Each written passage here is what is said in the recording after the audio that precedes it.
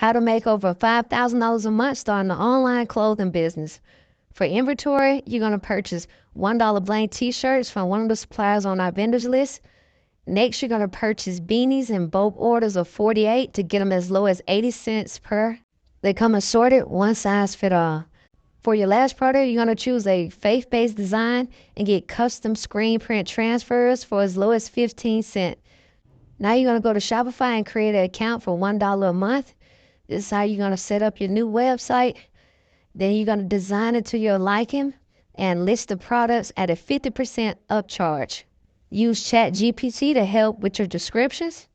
Once you're done, you're going to create a business page on Facebook, and for sales, you're going to run $5 ads on each product. And for more vendors and strategies that we use, check out our wholesale vendors list and ebooks at tricitywholesale.com.